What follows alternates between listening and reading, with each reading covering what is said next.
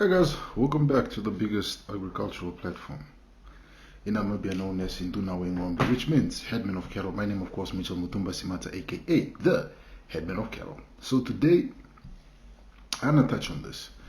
I was invited on a TikTok live, and people were talking about first it was politics, then went to economic transformation.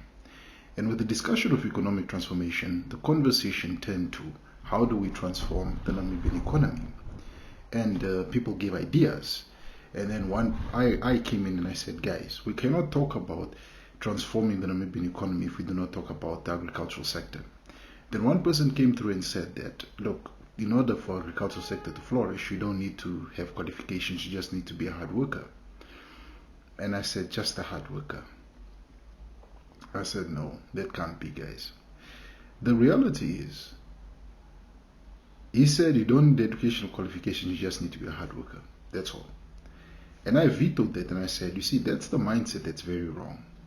In order for people to succeed in agriculture, people do need an educational background. Whether you studied it in school, whether you did it as one of your course of studies in school, or you went to go study it as your main course of study in uni, it is important. Because it's becoming more technical, it's becoming more advanced. It can't just be back in the days where you are just trying. You know, it is becoming as technical and as advanced as other sectors. It's not just a thing of you are just trying anymore. I always tell people that yes, I am an anomaly in agriculture because I didn't go study agriculture. I didn't go to school for agriculture. I taught myself. But I seek knowledge. I seek knowledge by either reading the agricultural magazines, getting a mentor in agriculture, associating myself with experienced farmers, and watching constant agricultural videos, series and documentaries, just learning and even researching. Till today, I still research a lot on agriculture. So that is me acquiring knowledge. Knowledge, you still need to acquire it. You can't just say, I'm trying. You need to have knowledge.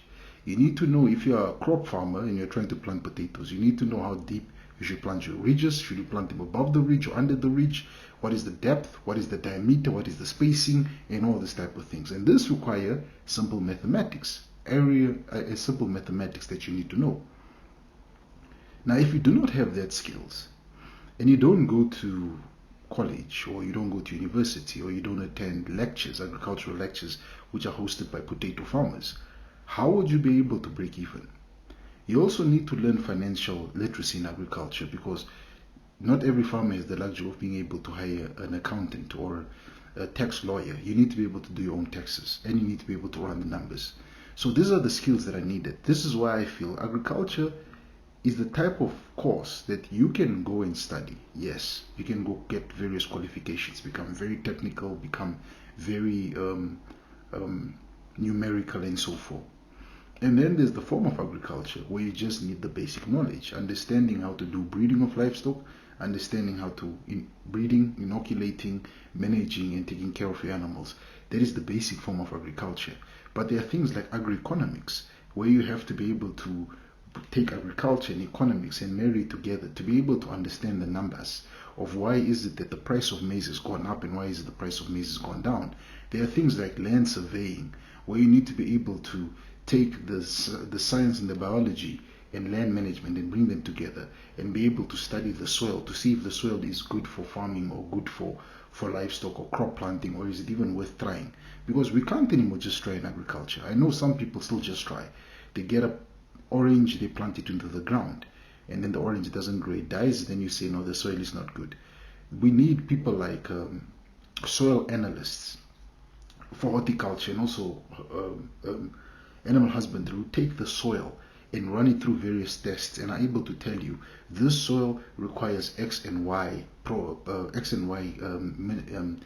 that you need to buy, this chemical or that chemical. We need nutritionists in the livestock sector that are able to tell us that in order to get the best performance from our cows or our bulls or our steers or our young heifers, we need to be able to feed them X and Y feed. This is why we need them. In order to get your chickens to be disease free and to produce lots of eggs and lots of meat, you need to give them this and this and this. This is why when people still just come and tell me that agriculture is just try, I look at them and I say, yeah, you can make it off winging it.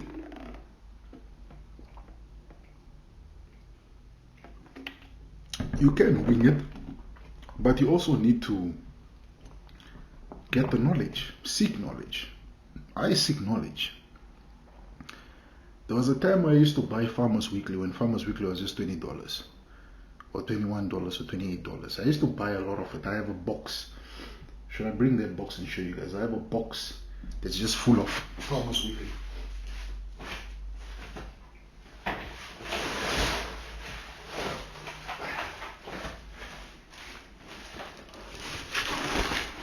I have this box full of Farmers Weekly magazines. As you can see, Farmers Weekly, AgriForum, and some Lampo. This AgriForum is the Namibian version of our agricultural magazine. I got a lot of these. I got Farmers Weeklies. Just the whole box. Because I was conducting research, being a cattle farmer, wanting to become a top livestock breeder, top Simbra cattle breeder, top Savannah goat breeder, top Veldmaster sheep breeder. So I had to seek knowledge, I had to understand. And because I didn't go study it, I had to read these magazines, get knowledge from the experienced guys, go online, research, join many platforms, create platforms like Namibian Young Farmers on WhatsApp, Namibian Young Farmers on Facebook, which is not really that active on Facebook anymore, but I had to create this and seek knowledge. There was nothing that just trying. Because back in the day, you could just try, because you don't invest anything. Nowadays, there's millions of dollars or rands going into your business, into your agricultural, into your farming. And like one person would always say, agriculture is a business. And just like a business, you need to have knowledge, you need to have skills, you need to have good understanding, you need to be able to analyze things from a different point of view and not just look at them as numbers. You also need to have understanding of things like, if you're a livestock producer, your biggest market is the abattoir, is the slaughtering. You need to understand when they're talking about A grade, B grade, C grade, prime cuts, selected cuts, and choice cuts. You need to understand these terminologies that are being utilized.